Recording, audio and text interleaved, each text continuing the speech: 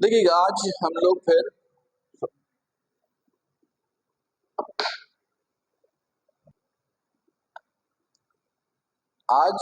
हम लोग unit number 3 का पहला टॉपिक स्टडी करेंगे और उसका टाइटल है Newton's laws of motion. Newton's laws of motion.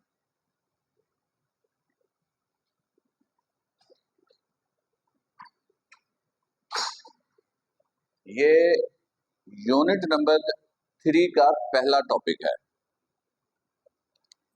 Exam के पॉइंट ऑफ व्यू से ये जो टॉपिक है जिसको अभी हम लोग पढ़ेंगे इसका नंबर 4 है, यानी चौथे नंबर पे ये इंपॉर्टेंट है और ये टॉपिक पेपर में सेक्शन बी में आ सकता है। ठीक है, वैसे ये टॉपिक आप लोगों ने छोटी क्लासेस में भी पढ़ा है। यहाँ पे समझ लीजिए कि हम लोग रिवाइज करेंगे और इसके कॉन्सेप्ट थोड़े से और मजीद क्लियर कर लेंगे। देखोगे, सबसे पहले तो ये क्लियर करो कि न्यूटन लॉज ऑफ मोशंस कहते किसको हैं। देखिए ये जो एक वर्ड है ना, ये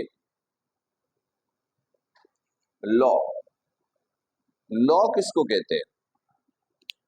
वो तो उर्दू में ट्रांसलेट किया, लॉ को उर्दू में कानून बोलते हैं। ये है होता क्या, सुनिए गौर से।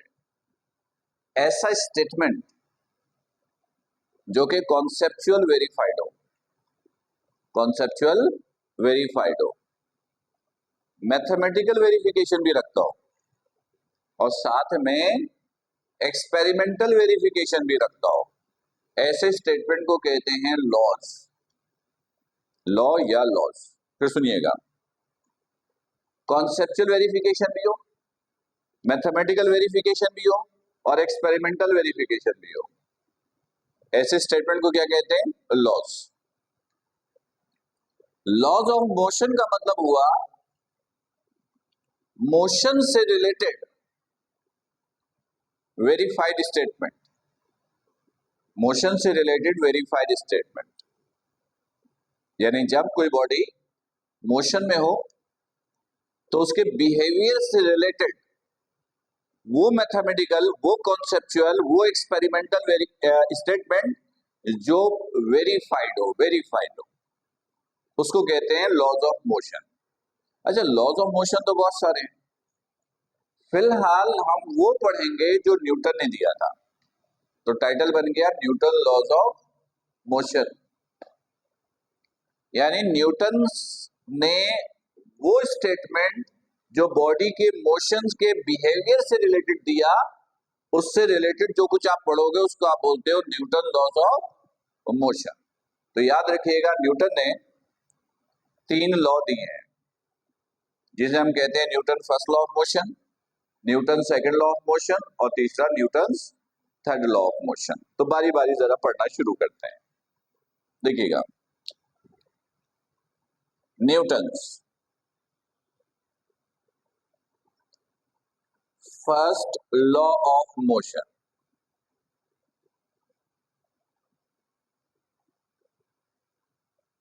जरा न्यूटन का पहला लॉ पढ़ते हैं।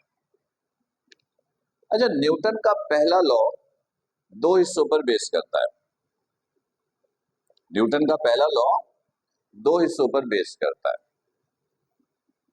वो है क्या, ये समझने के लिए पहले एक छोटा सा एग्जाम्पल लेते हैं। देखो, लास्ट टाइम जब आपकी क्लास हुई थी, लास्ट वेडनेसडे, तो ये व्हाइट बोर्ड यहीं पर हैंग था, ऐसे ही था। आज 4 दिन के बाद तुम लोग आए हो, ये व्हाइट बोर्ड यहीं पर है, ऐसा ही है। अच्छा, अगर फर्स्ट करो, अब तुम लोग कल आओ जो मजीद 24 घंटे के बाद, और ये व्हाइट बोर्ड यहाँ पे ना दिखे, तो इसका क्या मतलब लोगे कि कोई इसको निकाल के ले गया है। अच्छा, ठीक है, अब गौर से सुनिएगा। एक वर्ड इस्तेमाल करते हैं इंटरनल फोर्स, एक वर्ड इस्तेमाल करते हैं एक्सटर्नल फोर्स। बॉडी की सिस्टम की जब अपनी फोर्स इस्तेमाल होती है ना मोशंस के लिए, तो उसको कहते हैं इंटरनल फोर्स।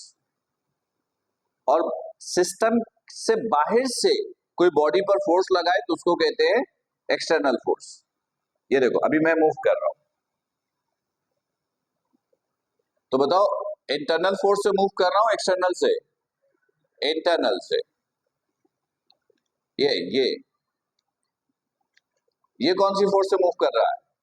एक्सटर्नल, क्योंकि इसको मूव करवाने के लिए फोर्स कौन लगा रहा है? अर्थ बाहर से लग रही है, इसकी अपनी नहीं लग रही।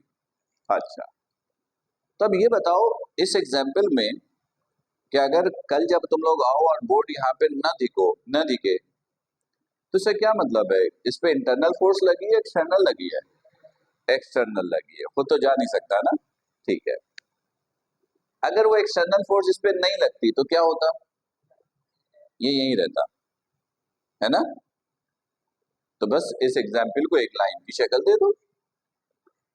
When a body at rest then always be at rest until an external force is not applied. अभी मत देखो उधर, जब तक के एक्सटर्नल फोर्स एक्ट ना हो, अगर एक बॉडी रेस्ट में है तो रेस्ट में ही होगी। ये मार्कर में, ये बॉक्स में यहीं पे छोड़ के चला जाऊं, 4 दिन के बाद आऊं, ये यहीं पे पड़ा रहे, तो इसका क्या मतलब होगा? इसमें कोई एक्सटर्नल फोर्स नहीं लगी। और अगर ये यहाँ पे मुझे नाम नहीं मिला तो इसका मतलब है इस पर एक्सटर्नल फोर्स एक्ट हुई, क्योंकि ये खुद से चल के तो जा नहीं सकता। अगर एक बॉडी रेस्ट में होती है तो रेस्ट में ही होगी जब तक के उस पर एक्सटर्नल फोर्स एक्ट ना हो। ये वाला पॉइंट क्लियर है सबको? गुड। चलिए अब एक दूसरा एग्जाम्पल। मेरे हाथ में एक बॉल है, टेनिस बॉल, मैंने उसको ऐसे थ्रो किया, बॉल रोल करते हुए जाता है, जाते जाते जाते जाते आहिस्ते आहिस्ते आहिस्ते पे जाकर कहीं पर क्या होता है? तो रुक जाता है। बॉल क्यों रुक जाता है? क्योंकि उसमें बहुत सारी एक्सटर्नल फोर्सेज एक्ट करती हैं। ग्रेविटी की, बॉल यूं जा रहा है, ग्रेविटी इसको नीचे खींच रहा है, फ्रिक्शन होगा, एयर प्रेशर होगा, और भी एक्सटर्नल फोर्सेज हो सकती हैं, इसकी वजह से बॉल रुक जाती है। अगर ये एक्सटर्नल फोर्सेज ना हो तो ये बॉल कभी नहीं रुकेगी, अपनी यूनिफॉर्म स्पीड, अपनी यूनिफॉर्म मोशन मेंटेन करेगी वो।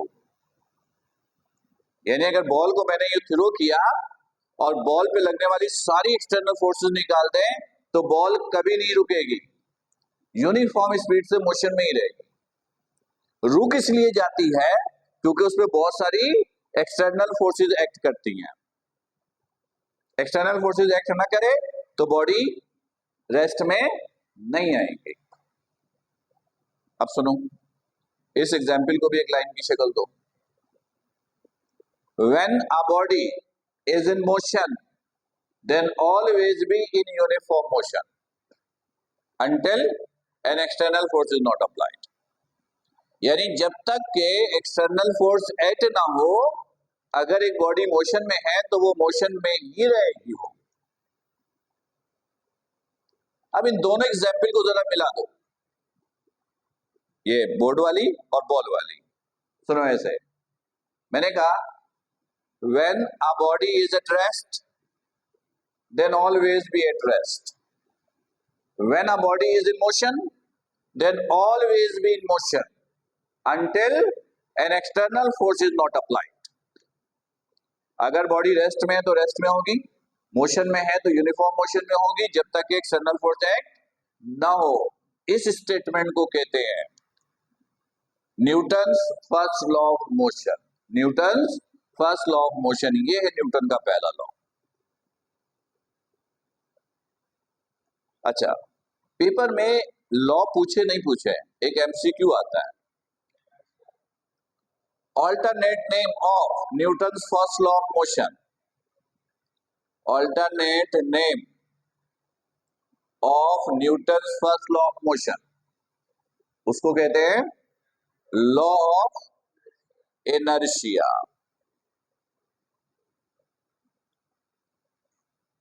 फिर एक एमसीक्यू पूछते हैं, इनर्शिया डिपेंड्स ऑन,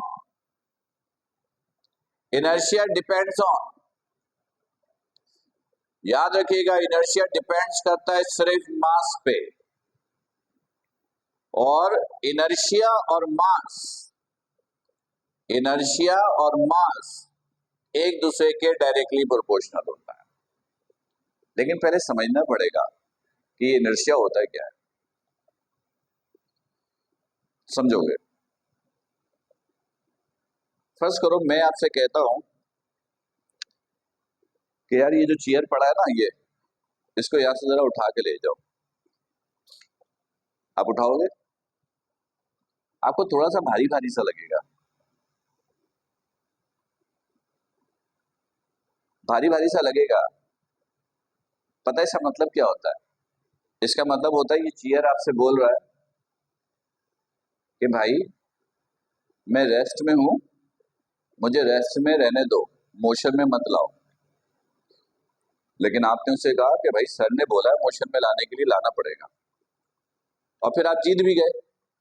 आप जीत इसलिए गए क्योंकि आपकी इंटरनल फोर्स, चेयर की इंटरनल फोर्स से ज्यादा थी आपके पास, इसलिए जीत आपकी हो गई, आप लेके चले गए, मोशन में ले आए। लेकिन फर्स्ट करो यहां पर ईंट का एक बड़ा सा ब्लॉक है, हैवी ब्लॉक। अब मेरी फिर यही फरमाइश आई कि यार इसको उठा के ले जाओ। अब बोलोगे यार सर ने बोला है तो कोशिश तो करनी पड़ेगी, बधाई तो नहीं लग रहा है लेकिन कोशिश करते हैं। आपने फिर उठाने की कोशिश की,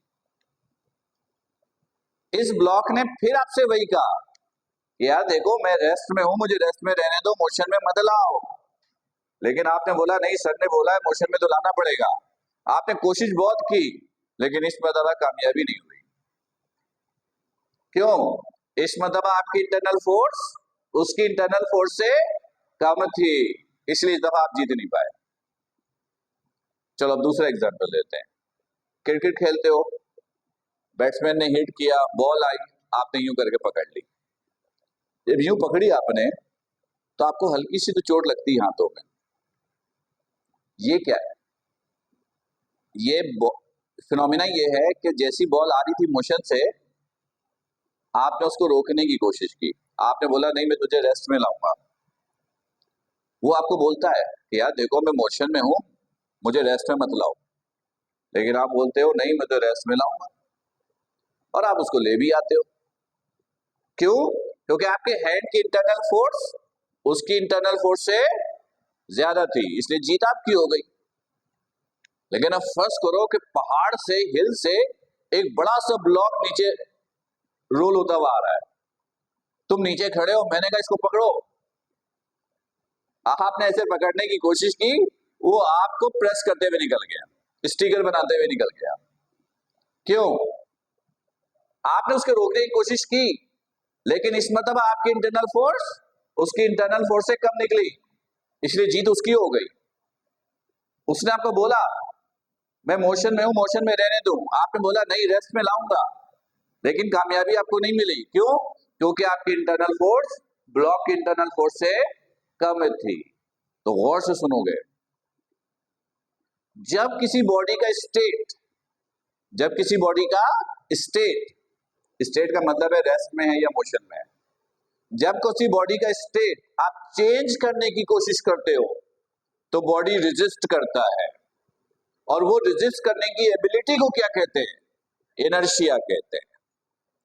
inertia is the ability to provide resistance against to change its state. जब किसी बॉडी का स्टेट आप चेंज करना चाहते हो तो वो बॉडी रेजिस्ट करता है, और रेजिस्ट करने की एबिलिटी को क्या कहते हैं? इनर्शिया। और ये इनर्शिया सिर्फ डिपेंड करता है किस पे? मास पे। जितना ज्यादा मास इतना ज्यादा इनर्शिया। मास और इनर्शिया एक दूसरे के डायरेक्टली प्रोपोर्शनल, और law of inertia Newton first law का दूसरा नाम है। तो ये था आपके पास Newton first law of motions का टॉपिक। यहां तक कोई प्रॉब्लम है तो पूछो, किसी के पास कोई सवाल नहीं? आप तक क्लियर है सबको? कोई इशू नहीं। चलो आते हैं न्यूटन के सेकंड लॉ पर। मेरी तरफ न्यूटन के सेकंड लॉ की तरफ आते हैं। ये देखिएगा, Newton's second law of motion, second law of motion.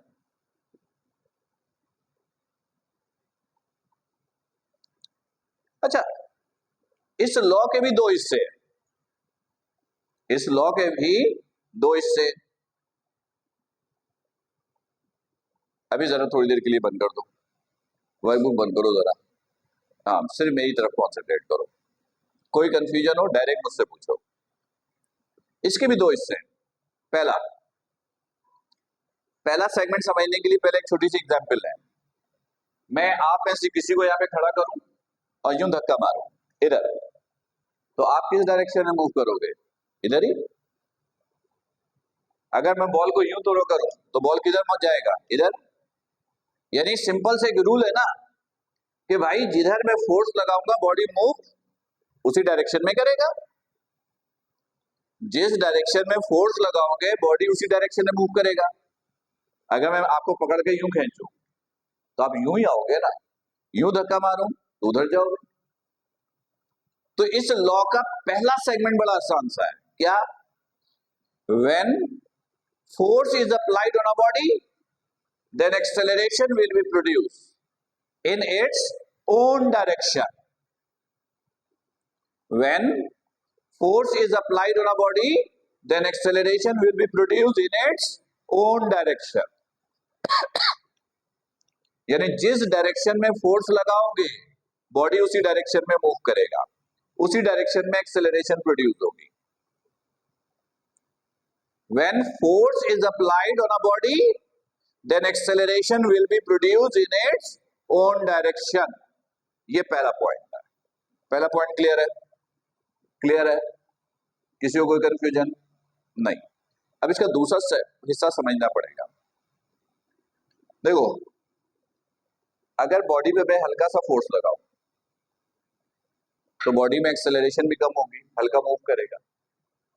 जोर से धक्का दे दूं तो एक्सेलरेशन भी क्या होगी? ज्यादा। फोर्स कम, एक्सेलरेशन कम, फोर्स ज्यादा, एक्सेलरेशन भी क्या हुआ? ज्यादा। तो दोनों एक दूसरे के क्या हुआ? Directly proportional. डायरेक्टली प्रोपोर्शनल को ऐसे लिखोगे, a proportional to F, a proportional to F. चलो ठीक है, अब एक और एग्जांपल। देखो, मेरा मास है 80 केजी। कितना है? 80 केजी। मेरे बराबर में एक सांप खड़े हैं, आप लोग को दिख नहीं रहे, इनविजिबल है, इमेजिन कीजिएगा। 200 केजी के मेरे बराबर में। आपने हम दोनों पर एक जैसी फोर्स लगाई, हम दोनों पर एक जैसी फोर्स लगाई। बताओ, हम दोनों में से तेज मूव कौन करेगा? मैं। इसका मतलब ये हुआ, मास कम तो एक्सेलरेशन ज्यादा, मास ज्यादा तो एक्सेलरेशन, दोनों एक दूसरे के क्या हुआ? इनवर्स हो गया। मास कम, एक्सेलरेशन ज्यादा, मास ज्यादा, एक्सेलरेशन कम, दोनों एक दूसरे के क्या हुआ? Inversely proportional. देखो, इसको रीड ऐसे करोगे, the magnitude of acceleration is directly proportional to the applied force and inversely proportional to the mass of the object. अब इन दोनों एग्जाम्पल को मिलाओ। पहली लाइन मैंने ये बोली थी, when force is applied on a body then acceleration will be produced in its own direction, यही बोला था। इसके साथ ऐड करो, यानी पहली लाइन तो यही बोलो, when force is applied on a body then acceleration will be produced in its own direction। आगे बोलो, the magnitude of acceleration is directly proportional to the applied force and inversely proportional to the mass of the object. This statement is called Newton's second law of motion. इस statement को कहते हैं Newton second law of motion. Clear है? तो एक काम करो, इन दोनों को जरा कंपेयर करो। Comparing equations 1 and 2।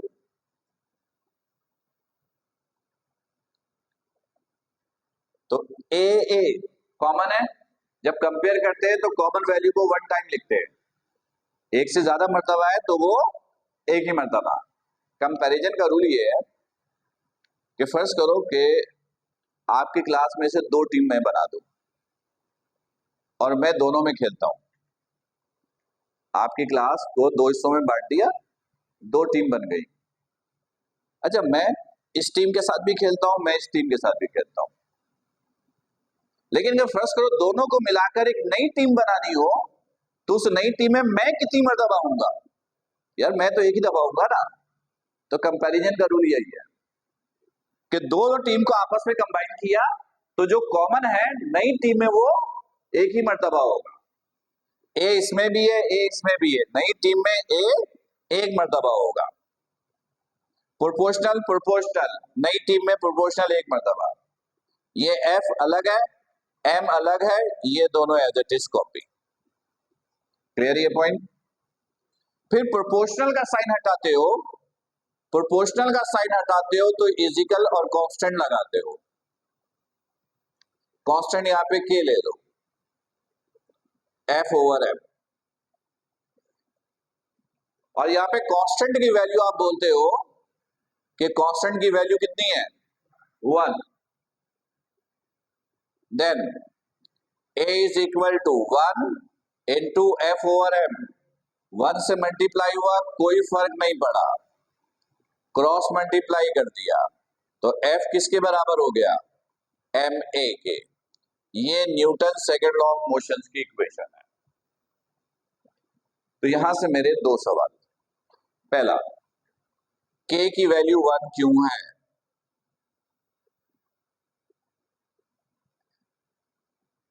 के की वैल्यू 1 क्यों होती है? बहुत से सुनोगे समझोगे। ये जो के है ना, कांस्टेंट, ये रेशो होता है। रेशो का मतलब division. Mass of a body before motion, mass of a body after motion, यानी मोशन से पहले और मोशन के बाद बॉडी के मास का जो रेशियो होता है उसको के बोलते हैं। तो नॉर्मल सिचुएशन में मोशन से पहले और मोशन के बाद बॉडी का मास क्या होता है? बराबर। अगर हम लोग मूव करें तो क्या मोशन से पहले और मोशन के बाद हमारे बॉडी का मास चेंज हो जाएगा? नो। यानी मोशन से पहले भी एम, मोशन के बाद भी एम, ये और ये कैंसिल, तो रिजल्ट कितना आ गया? 1। तो एक तो ये याद रखिएगा, एमसीक्यू में पूछा जा सकता है। दूसरा, ऑल्टरनेट नेम बता दो।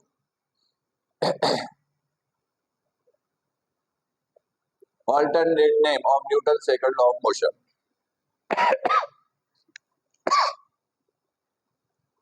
Newton second law of motion का ऑल्टरनेट नेम क्या है? Law of acceleration. Law of acceleration याद रखिएगा, एमसीक्यू में पूछा जा सकता है। राइट?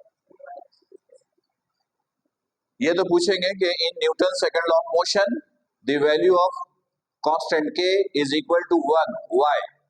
अब नीचे 4 ऑप्शन होगा, 4 ऑप्शन कोई देंगे तो उसमें देखिएगा कि वो ऑप्शन कौन सा है जिसमें बता रहा है कि ratio between mass of a body before motion and after motion, जो इसमें होगा वो करेक्ट होगा। राइट? क्लियर है सबको? यहां तक कोई इशू? अब जरा न्यूटन्स के थर्ड लॉ पे बात करते हैं। पता सबको होगा, है ना? ठीक है। Newton's third law of motion. Newton's third law of motion.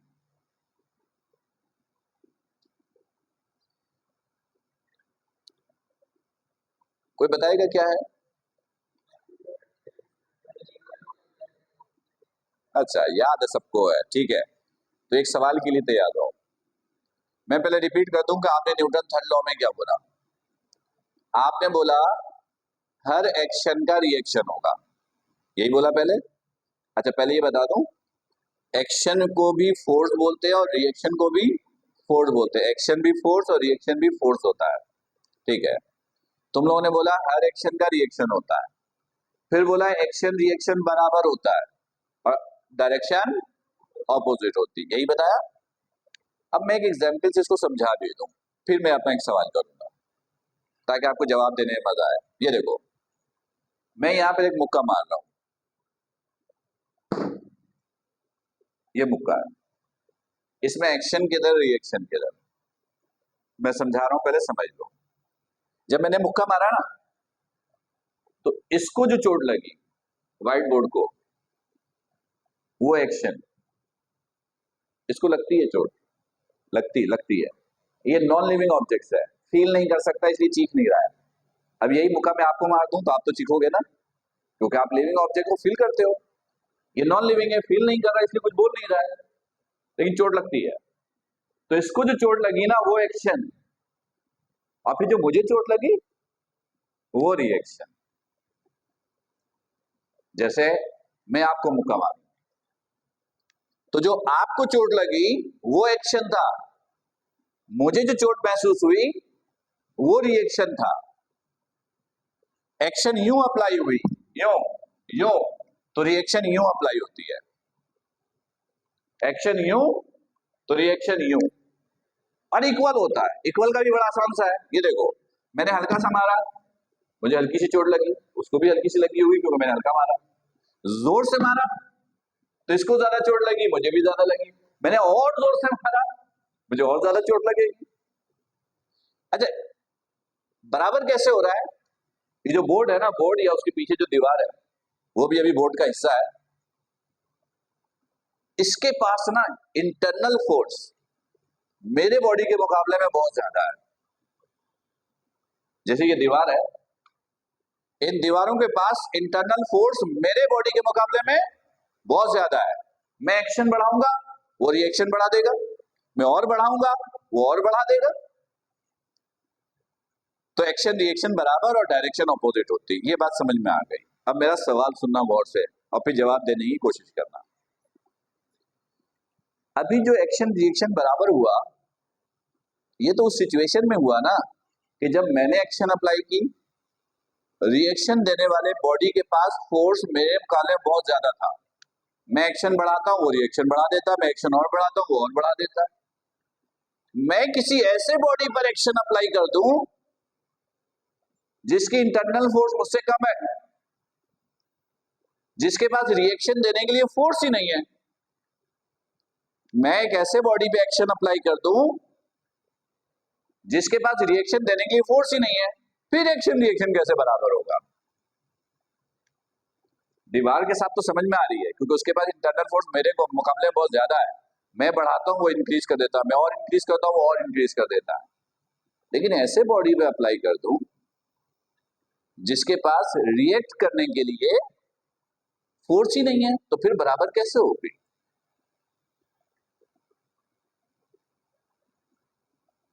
है किसी के पास जवाब? तो बराबर कैसे हुई, मैंने तो ये पूछा।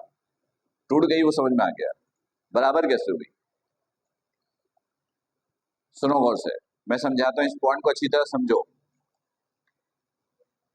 देखो, अगर आप किसी ऐसे बॉडी पे एक्शन अप्लाई करते हो जिसके पास रिएक्शन देने के लिए फोर्स बहुत है, फिर तो कोई प्रॉब्लम ही नहीं है। आप एक्शन बढ़ाते जाओ, रिएक्शन बढ़ता जाएगा।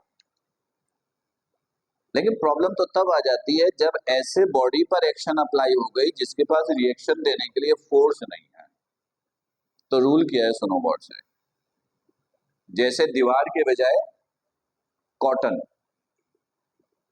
कॉटन है यहां पर, कॉटन का दीवार बना हुआ है, जैसे फिल्मों में होता है, उसका फाइबर का वो बना के देते हैं, पूरा थर्मोपोल का बना के दीवार देते हैं, है ना। यूं मुक्का मारते हैं या बंदे को उठा के मारते हैं, दीवार टूट जाती है, ठीक है। तो वो थर्मोपोल का ब्लॉक बना हुआ होता है, ये वाली दीवार नहीं होती है। तो उसको करते तो आराम से टूट जाता है, और फिर साउंड इफेक्ट दे देते हैं तो हमें लगता है कि दीवार टूट के गिरी है। खैर, फर्स्ट करो थर्मोपोल का है या कॉटन है, यहाँ पर कॉटन है, मैंने मुक्का मारा जोर से, तो मेरा हाथ कहाँ चला जाता? कॉटन के अंदर। अच्छा, दीवार को मैंने मुक्का मारा था तो मेरा हाथ अंदर नहीं गया था। पता रूल क्या है? जैसे ही एक्ट होने वाली फोर्स ऑब्जेक्ट के करीब पहुंचती है तो ये फील कर लेता है कि एक्ट होने वाली फोर्स, इतनी फोर्स मेरे पास है या नहीं है। अगर ये है इसके पास तो ये सीना तान के खड़ा रहता है, आओ मारो। लेकिन अगर जब ये महसूस करता है ना कि इसके पास रिएक्ट करने के लिए फोर्स नहीं है तो ये अपनी शेप चेंज करता है। जैसे जैसे शेप चेंज करता है ना, एक्ट होने वाली फोर्स कम होती शुरू हो जाती है। उस वक्त तक अपनी शेप चेंज करता है जब तक एक्ट होने वाली फोर्स रिएक्ट होने वाली फोर्स से बैलेंस ना हो जाए। इसीलिए जो तुमने कहा ना, एक लकड़ी है, मैंने मुक्का मारा, टूट गया। क्यों टूट गया? मुक्का मारा, जैसी सरफेस के पास गया उसने फील किया कि यार ये तो एक्ट होने वाली फोर्स बहुत ज्यादा है, रिएक्ट करने के लिए तो मेरे पास तो फोर्स नहीं है। तो उसने क्या किया, अपनी शेप चेंज करनी शुरू की ताकि एक्ट होने वाली फोर्स डिक्रीज होनी शुरू हो। लेकिन जैसे उसने अपनी शेप चेंज करने की कोशिश की, वो क्या हुआ, टूट गया। अच्छा, अगर उसके पास रिएक्ट करने के लिए फोर्स बहुत कम है तो आपका हाथ टूटकर, ये लकड़ी टूटकर आपका हाथ दूसरी तरफ चला जाएगा हवा में, ताकि फिर भी बैलेंस रहे। और अगर लकड़ी थोड़ी सी मजबूत है तो वो टूटेगी लेकिन थोड़ा सा बेंड होकर रुक जाएगी, यानी वहां पे रुक जाएगी जहां पर एक्शन रिएक्शन बैलेंस हो जाए।